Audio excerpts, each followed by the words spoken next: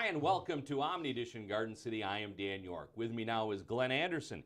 He is Garden City's Wayne County Commissioner. We're going to talk about his career and the activities going on in Wayne County at the government level. Thank you for being here again, sir. Thanks, Dan, for having me. For anyone who might not know, go over your litany of experience, because in a very short period of time in your second career, you have had a rather strong political career.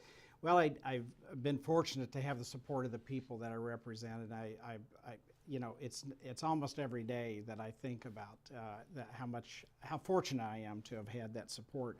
But I served 9 years on the City Council in Westland. I served in the Michigan House from 2001 to 2007. So 6 years, which is the maximum that you can serve. And then in the Michigan Senate, I ran for that position to represent Garden City, Westland, Redford, and Livonia. And I served there for the maximum amount of time, 8 years. So 14 years in the Michigan legislature, 9 years at the local level, representing people in Westland on the City Council. And then last year, I was elected to a full term on the County Commission. Okay. And this was after a full career in the private sector, right? Yes. Ford Motor Company, I spent 28 years there. And so it's, I think that gave me a better understanding of what people have to do when they get up and go to work every morning, and dealing with things in the private sector. I think it's been beneficial.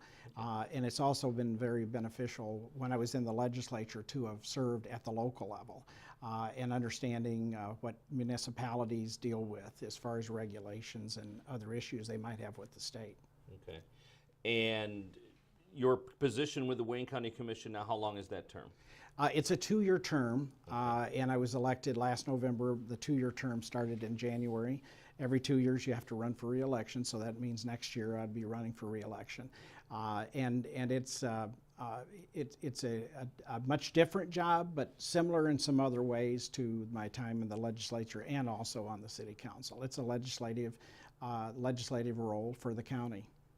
And without going sideways, because we have a lot to talk about, 2-year term seems odd. Yeah, it's what was created in the charter, and the Wayne County Charter, just as in the state constitution. It's the term limits are set there. Right. Of course, the term limits were defined by the voters at a vote, during a vote back, I think it was 2004, I believe, or no, 1994, I believe it was. And so those are things that just have to deal with. No, it just seems counterproductive to have to run for office every 2 years. It is time consuming, and you know, of course, the voters, if you're doing your job, hopefully the voters will return you to office. And but it's as you said, it is time consuming, takes a large amount of the job in an election year. And it costs money to run. Yeah, absolutely. Yeah. Are you term limited at the county level? There are no term limits at the county level, but like I said, there was no term limits on City Council, but the legislature was affected. Yeah, absolutely. Sure, I knew that. I knew there was at the state level. I just didn't know if there was at the county level. Right. So what is your role as a Wayne County Commissioner? Besides the budget and dealing with the budget, we have to approve virtually all major expenditures of dollars. There are some limits. For instance, the executive hiring legal counsel for different issues or to deal with suits. But anything that exceeds $50,000, we pretty much have to approve. And it runs the gamut from roads to everything else that the county does, health programs that the county is involved with, and many other things. And budget-wise, the county has been slow to recover from the 2008-2009 downturn of home values. Yes, and that has been slow, and we're not back to that point yet, the pre-recession values of property, and it continues to constrain a lot of the things that the county would like to do, I believe. But I think there's a different perspective on things at the county now. in not only with the administration but with the commission, and that is to not get back into the situation the county was in before by overspending and doing things that are not fiscally sound. Sure. Okay. And the county gets its funding through property taxes, I assume? Yes. So the same as the city? Yes, and there's other sources, as there is with the city, of course, with state dollars, transportation dollars that come to the municipalities, but they also come to the county. Federal dollars, such as the CDBG, Community Development Block Grants. There's other sources of revenue, but primarily some federal, but a lot of it is the property taxes. And you are one of how many county commissioners? There are 15, and that was changed when the voters adopted a new charter. That was back in prior to William Lucas days. Right. Yeah. Right. That would have been the late 70s, Right. early 80s. Okay. And a county executive also Right. that is elected. That was part of that change. The county hasn't always had a county executive. Right. In fact, in the metro area, I believe it was the first, and Macomb was only probably in the last 10 years that they adopted a charter that included a county executive. Right, and that's Hackle, right? Yes, and, Mark and, Hackle. And Brooks Patterson at Oakland County. Right.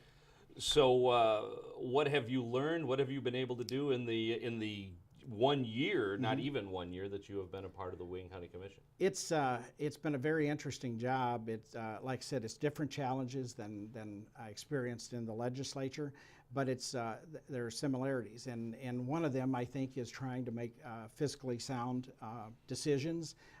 And one of the things that continues to be a challenge in the county, I think, is sometimes you run into the attitude of things have always been done this way, so why change? And sometimes most times that's not a valid argument at all. And so that's been something that I've learned about Wayne County. In the state government, it tends to be looking for ways to improve. I think there's a consensus that Wayne County wants to move in that direction with the electeds, the other commissioners that are there. But sometimes there's resistance, and that's been one of the number one things I've realized since I've been there.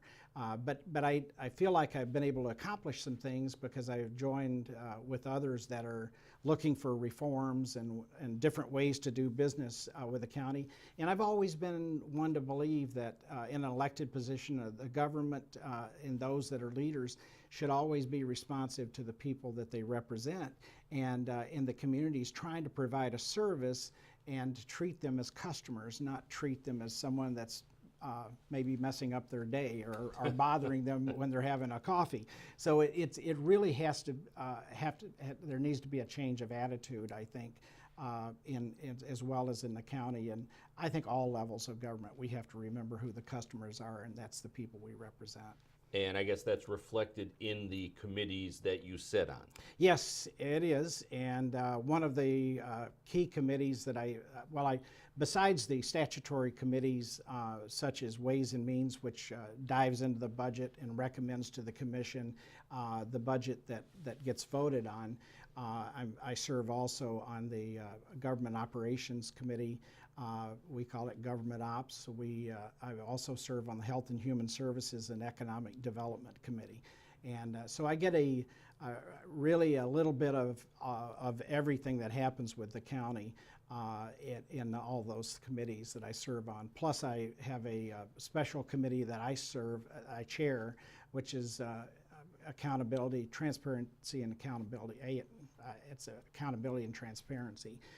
And basically we dive into issues when there's a problem with something. And when there's a problem or things that are happening, like we went through a major change, or we're still in the process of it, the procurement process, which is in another term, a common term, a purchasing program. And the county, that's been one of the big issues I think that the county has not done so well with in years past. And it's still somewhat of a hurdle, I believe, to get people to bid on contracts with the county, because the way sometimes the county had a reputation for you could bid on something, but somebody would get that contract, and that's just not the way it should work. Old boy network. Right, the good old boy network, if you want to call it that. And so this new process is more open and transparent, and I believe will lead to a great deal of savings for the county. I've never been a fan of term limits for a variety of reasons. But you have a situation here where the Wayne County Commissioners don't have any term limits. Is that a contributing factor to, do you think, some of this malaise or whatever you want to call it, this apathy? You know, I find that there's a lot of interest in trying to improve things, and I've been surprised by the number of members of the commission that really do want to make things better and improve processes, as well as save tax dollars and try to stretch the tax dollars that we have as far as we can to benefit the residents. So I haven't witnessed really an issue with malaise of the members to the degree that I think it's directly attributable to term limits. Okay, I was just, we had talked Right. about it, and so you mentioned it. Sure. One of the things that normally we see a direct result from is a return of some tax millage, parks and recreation millage to the community, and that's one of those things you have to fight for, right? Well, you know, I appreciate you asking that, because it's something that when I got to the commission, I discovered one of the things that was happening is the executive in last year's budget process had been sending signals that they would not necessarily adhere to a practice that had been in place, which was not in writing. It was not in the millage that the local communities would receive part of that money back that they generate in the communities. And so when that came up and they sent those signals and would not commit to adhering to the 15% per commission district, that then I divide up according to each community that I represent, Inkster, Westland, and Garden City. I divided up according to how that city contributes to that fund. And so they were indicating that they wanted to divide the money in a different way, which sent a lot of alarms up. And so I was able to introduce a resolution for the language, to change the language on the ballot. And we did do that, and the voters supported it, which cemented it in the ordinance. Sure. So the voters approved it, and so we don't have to fight for it every year. It's going to be there, and I had hoped to even get more because otherwise the executive then decides on all the projects in the county, and you know, that's not the best way to approach it. I think communities and the taxpayers should see something in their communities from that millage. Now, In one of the notes I looked at, Wayne County has a 2-year budget process now. Is this new? Well, it is new. It came as a result of the emergency manager, not the emergency manager, but declaring a financial emergency that the state declared at the request of County Executive Evans. And so that's been I think it's been a positive. It's more of a goal. It's not, our charter doesn't allow us to adopt a formal 2-year budget, just like the state, even though they do it. It's more of a goal to try to adhere to, but it requires you to look at farther it again. down the road. Right, it does, and I think even looking further down the road would be beneficial to the county, especially in the area of what we're doing with our roads. That's one of the biggest issues that I'm asked about, is why Wayne County roads are in the condition they're in, and that's something that is a priority for me. Does Wayne County receive much money back from the state for roads, or are they totally on their own? No, they do. They do. There is a grant that comes in from the state every year. There's a portion of the taxes for gasoline taxes and other things that come back to the county, and it's a large chunk of money, and it's actually increased a little bit.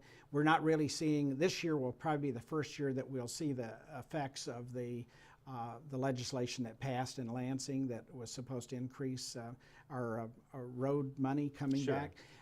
And from everything that I've been able to tell, the legislature at this point has not put forward a package or a bill that would find the additional money. It was $600 million additional that was supposed to be found to go into that road fund. Sure. to be spread across the state. But we are seeing a small increase this year, and they expect that to continue increasing. Is the county's budget in sync with the state's budget? I know the state's budget, I believe, begins October 1st. Right. Well, yeah, it is, and it is October 1st. And we are, we're in a good position to be able to always have our budget done on time, and we did that last year, my first year that I voted on a budget and served on that committee. As someone who has served at the state level, let me ask you a question that's kind of unrelated to what we're talking about here today. The state and the county, their budget year begins October 1st. The city and the schools' budget years begin on July 1st. It seems like a bad idea, since you might find out from the state that you've had a budget cut, you've had a funding cut, after you've already established your budget for the year. Right. I agree. And in fact, when I was in the state Senate, I talked to the Senate Fiscal Agency Director several times, the former one, not the current one, but Mr. Olson, who was the head of Senate Fiscal, and he agreed, and I had several people that were agreeing with it, but it would require, unless there was a big shift all in one year, to change it back to the same as the locals had, which is what it used to be. Right. It was changed at one time prior to It was an accounting trick, I believe. It absolutely was. Engler? I believe it was the Engler years. They did it to balance the budget, and it was just an accounting trick. And by pushing back the fiscal year, they were able to show more money in the budget plan. And so I actually, because the school districts borrow money based on the which is ridiculous. I know, and plus they're using tax dollars. Then they have to use tax dollars to pay the interest on those loans. And I said, why can't we just get on the same budget year? Let's have the same fiscal year and stop this loss of money, because it's just money that's wasted. But I could not, and I haven't heard any talk about it lately, but I think it would have to be phased in over 3 fiscal years, slowly moving it. It sure back. wasn't phased in when it was moved. Right, yeah. It was when they like moved that. When they moved it, it was money coming into them. Right. And so to change it back, I think the state, for the legislature to be, and the governor, whoever that governor would be at the time, for them to be in favor of it, they would have to see that it doesn't hit their budget quite as hard. But like you said, it affects all the locals, schools and municipalities, and it's something that needs changing.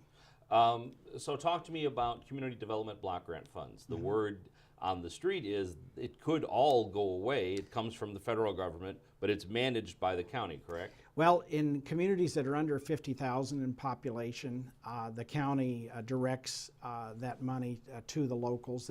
And historically, it's been something that has always been whatever the city proposes to use it with. If it's within the guidelines, it's approved by the county, and the money then is transferred over to the community in the form of the block grants. There is the bigger question now, what happens at the federal level, because it's been proposed to be eliminated in the proposal that the president has. It's been, he's proposing to eliminate it entirely. That would be disastrous for local communities, the county government. It's just that there's so many programs that are attached to that. Locally, we have issues of our projects that are approved for rehabbing homes.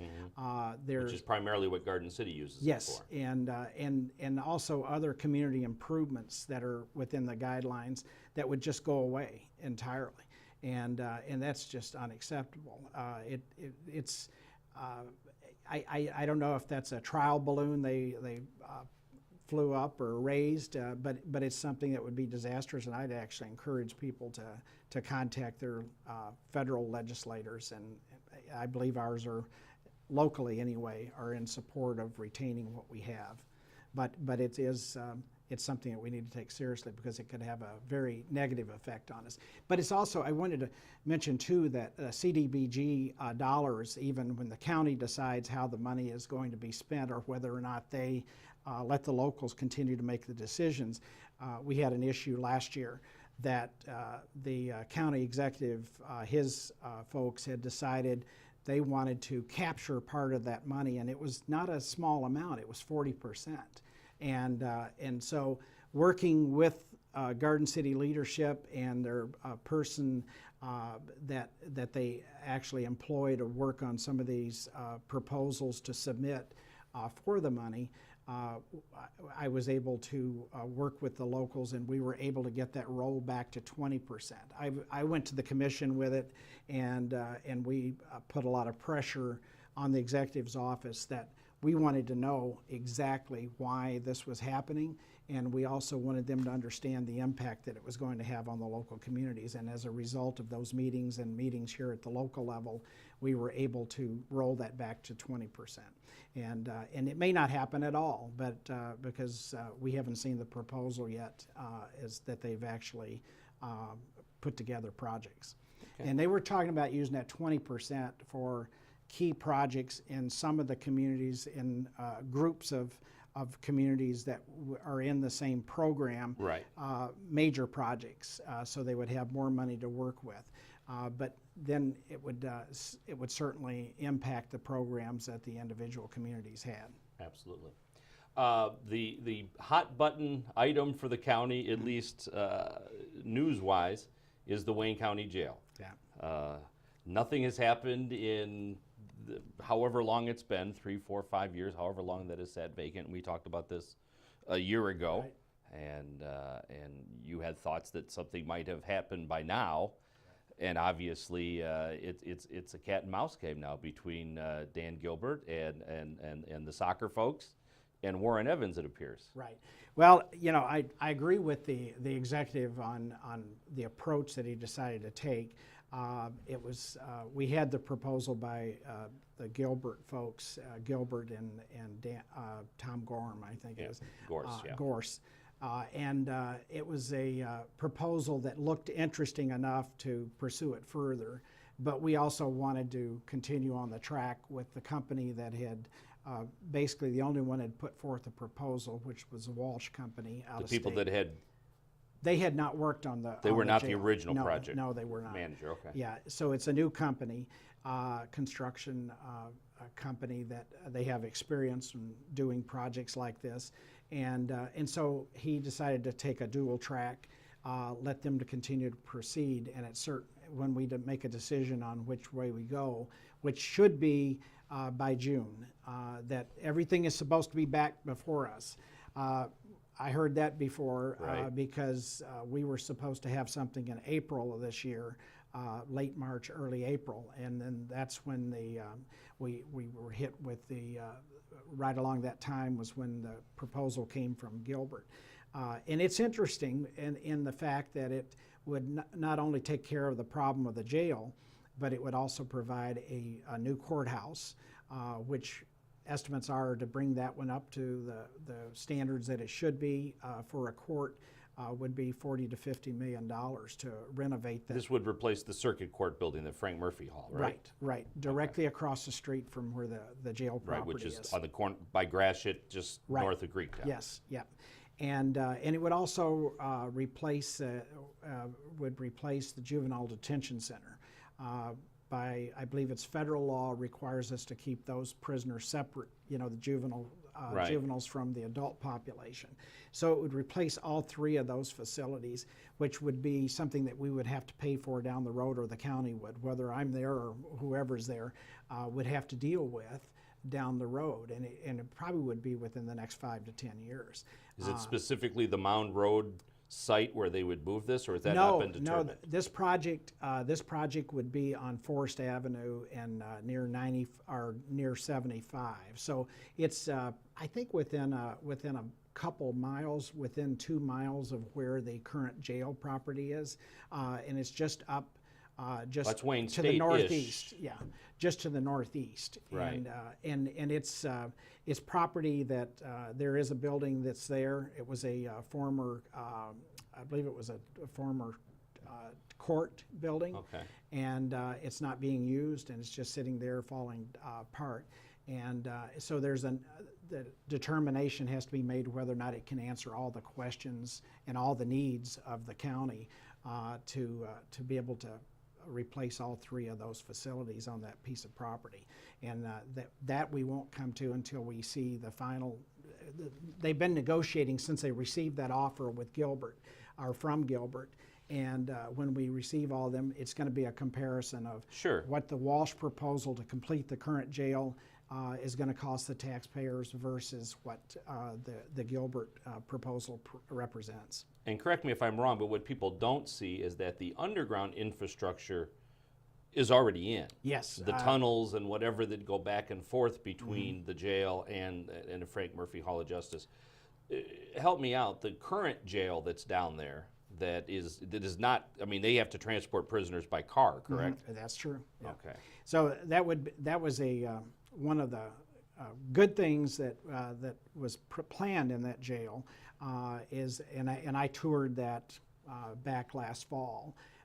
The members, some of the members of the commission that had not already been there. So there is a great deal of work underneath. There's holding cells. There are, as you said, the tunnel to get them across to the court. There's also a way that they can drive the vans directly in there to deliver prisoners, as well as to pick prisoners up. And so it's that seemed to be well thought out, the plan, but the plan went awry when the cost just went through the roof. Right. And this was stopped before you were county commissioner, yes, correct? yeah, this was stopped. I believe it was early the year before. What's your hunch? I really don't know yet, but I believe that Gilbert has an opportunity here that he doesn't want to let pass, and I think that's why he's finally getting serious. Matt Cullen, that works directly for Gilbert, came into our meeting, and I think he gave many hints that he's willing, that this was a starting point. And but there's provisions in that proposal that some of us just can't live with, and one of those is the the savings that would come as a result of the new buildings. That he wants that money. So in other words, he wants the county to put forth the $300 million plus.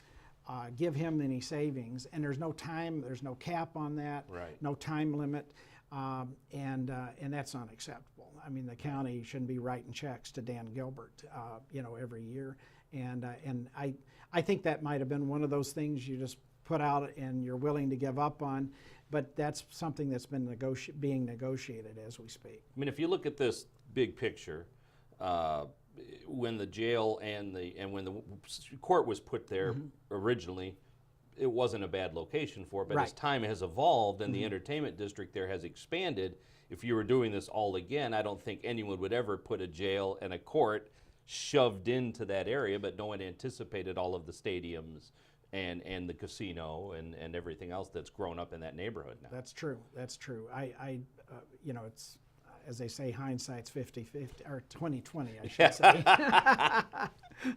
But it is something that I think had they had any inkling that this was going to come along, they would have tried to find another site to begin with. But I think the pressure is sort of on Gilbert that if he's going to make this happen, he's got to be serious about the negotiations. So for anyone that's ever served on a jury, the biggest question would be, will they have to pay to park at this new location? That's a concern that I have as to whether or not only the number of beds, the proposal from Gilbert only had 1,600 beds, I believe it was, and it's been estimated they need if they're going to build a new building, they need to plan for 2,000 beds. Okay. And not only that, is the parking is a big issue. It is. it's wrong to ask people to pay for parking if you're already making them lose money by serving on a jury. And the inconvenience, the loss of pay, and then charge them to park on top of Right. it. So that's one of the things that I'm going to be looking at too. Okay, well, I think that's a good idea. Yeah.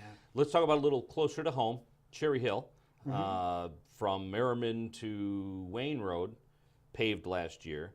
Garden City's county roads, if I can pull this off the top of my head, are Inkster, Middle Belt, Warren, Cherry Hill, and Merriman, I believe. Ford Road is a state road, although the county is responsible for snow plowing and that sort of thing, correct? Yeah. They contract with the state. Okay. And I think that's been in place in my lifetime. I believe that's always been on the M roads. They usually give the local or the counties the opportunity to bid on that work.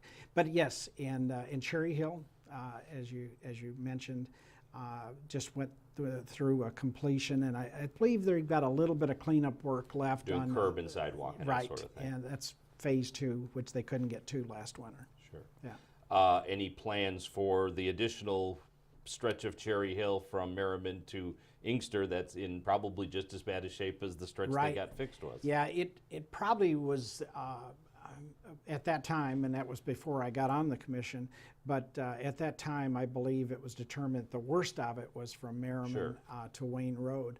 But as of right now, there's not any plans that I've seen that the county has to do that other stretch. And I was really surprised and just recently learned that Wayne County's their jurisdiction of Cherry Hill ends at Inkster Road.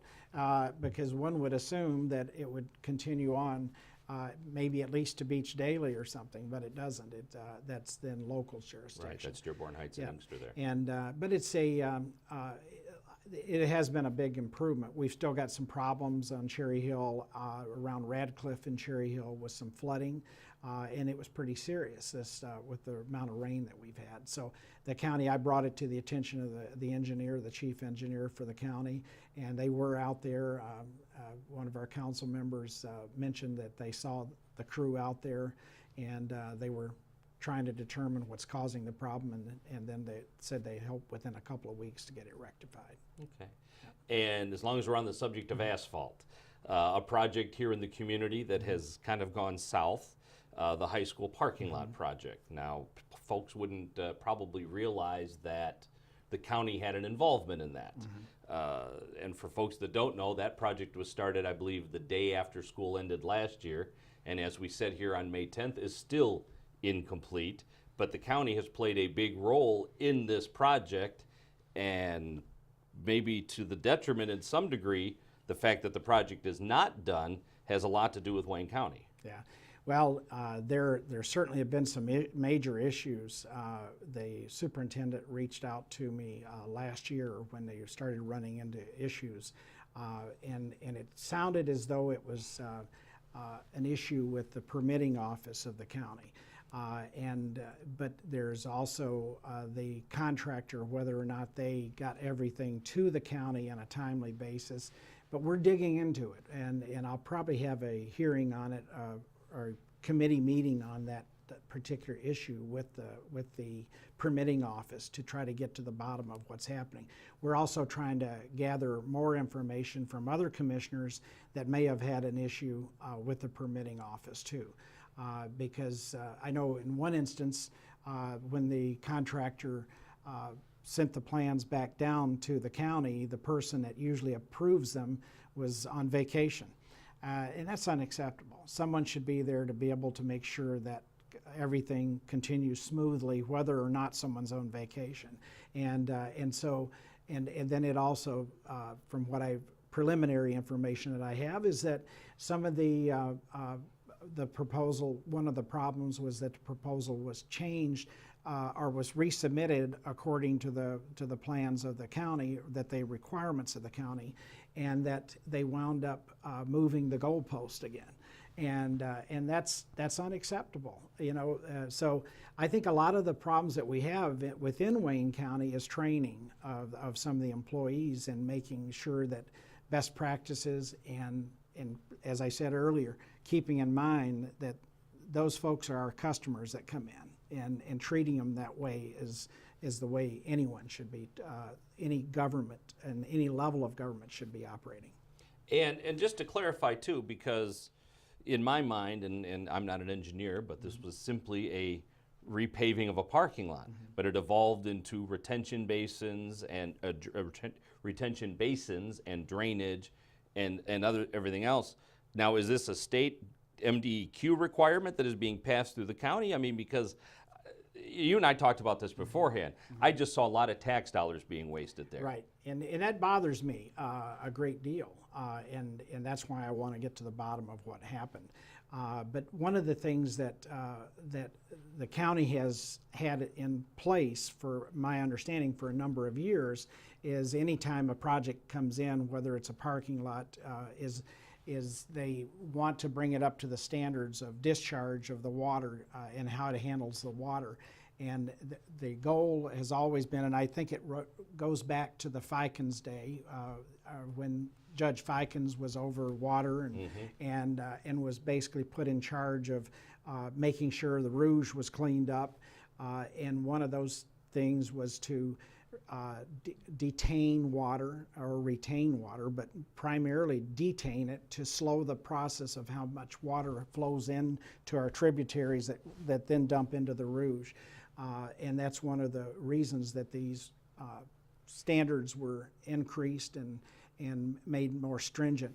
And that's my understanding is how the county is operating now, that department, to make sure that is we reduce the amount that's going into those tributaries through our pipes that turn that stormwater back. All right. And but it's something that I continue to I'm continuing to try to determine who was at fault and how we change that to prevent that from happening in the future. It's just bad government. It is. It's very bad government. Absolutely. And wasted a lot of Garden City people's money. Absolutely. Let's talk about your coffee hours that you have. You do this, Kinesic does this, Joel Jones. You all do this together, I assume, right? The one in Garden City, the three of us are there. I think it's been at every one. And we hold them on the second Monday of each month, with the exception of July and August and December. And it's been very productive, I believe. We're able to hear what's on people's mind, anything that people have issues that they need assistance with at the county or state level. We're there to hear it and to be able to get on those issues for them. And it's something that I started when I was elected to the legislature in 2001. And I determined from the very beginning I was going to continue those, because it's a way to get feedback and also be able to explain issues in greater detail than we can by either on the phone or even, and most people won't take the time to call and ask a question on the phone that they will ask you if they see you. So it's providing that opportunity to have that interaction. And the first one I attended was when you were in St. Louis, so it was a couple of months ago. And I was amazed, the room was packed. Yeah. And this last Monday, the first one that we have, and we have a different crew with the Westland one because of the different representation. But Senator Hopgood was there at the Westland one, which is at Mr. Mike's at 9 o'clock in the morning, and Representative Robert Kozowski and Representative Joel Jones also, because he represents a little sliver of Westland on the north end of Westland. And so we had over 30 people there, and then Garden City always has a good turnout and a lot of good questions. There's a lot of information flows both ways, and I think it's very worthwhile. One of the things that you attempted to do, and this has been kind of an ugly subject for the last couple of years, the foreclosure of homes in Wayne County. As tax problems caught up with people, it became really kind of a rash, if you will, a couple of years ago, with people being kicked out of their homes, but by law they hadn't paid their taxes. Right, and that's there have been some programs that have been put in place, and we were trying to get the word out that those things the help is available to people. And so we did foreclosure town halls. And with the support of Mayor Walker and Superintendent Fisher, providing the facility at Garden City High School, and so we were able to disseminate some information to people to help them get back in line with the taxes as they become due. And so with the cooperation, I had the county treasurer come out, and he's been very gracious with his time and doing these all over the county. And so they've gone into another phase now, is trying to help people with the actual programs to get caught up on their taxes. And there's actually a program where the state will provide assistance, basically a grant to the individual as long as they stay in the home. Okay. And it'll make it much easier for them to get caught up. And really the answer with all of that is it's the county that has to do it, and it's by law, Right. and it's after several years of delinquent taxes. But pretty much any time the homeowner, the property owner, reaches out to the county to make any effort, that will pretty much stop, but you have to get ahead of it. Yeah, you can get on a payment plan, and now the current treasurer, and I'm hoping to get one in Garden City or Westland. They actually have kiosks in some of the Rite Aid drugstores, and we're trying to expand that. The first phase of them did not come out this far, and I said, we need it out in this area too. So he's indicated that he's got one or two of those coming out into western Wayne County. But that's just another option. Once you set up a payment plan, you do have to stick with it. Once they agree to give you a payment plan, you have to continue keeping your other taxes current, plus get caught up by making those payments. Right. All right. Very good. Other events that you've been involved with, the Make a Senior Smile Day, that is actually your event, correct? Yeah, it is my event. It's something that my predecessor had put in place. Yeah, Diane Webb, and then the commissioner in between the two of us was Commissioner LeBlanc, and we did it last year to keep it going. And it's something that serves a number of seniors that can't get out and do it themselves, and it's to rake the leaves for them and before winter. This past year didn't work so well. Did it rain or what? I can't remember. Or did it snow? I can't remember. Well, this time it didn't do either of those, but the leaves didn't come down. So that's right. If you recall, the winter didn't kick in until late, so the leaves were very late coming down. And so luckily, other volunteers went out 2 weeks after that and helped those that really didn't get most of the leaves picked up. Right. So it's a good program, but it's something that we hope to see continued. Okay, very good. Anything else you want to mention before we let you go? We've got a couple of events coming up, and hopefully you can get those up on cable for me. But one of them is we have a Schools Out skate party, and it's going to be at the Skateland West at Newburgh and Cherry Hill, and that's on the Saturday after most of the kids will get out of school, the 17th of June, and it's from 12 to 3. Kids can get in, can skate, have free skating and free skate rental, no charge. And there will be other activities going on, but they do need to call my office to register or to RSVP, and there are some limits on how many kids can come per chaperone. So they have to have a chaperone with them. We want to know ahead of time so we can make sure we're ready for the crowd of kids that we'll have. We also have an event coming up in cooperation with the senior department at Maplewood Center. And it's cones and are actually comedy and cones, we're calling it. And I'm providing free ice cream, and there is a $5 charge though to get in because of Sheila has a comedian coming out, and so it should be a nice affair. It's the first time they've done this event, I believe, And so we're going to make sure everybody has ice cream. All right, and when is that?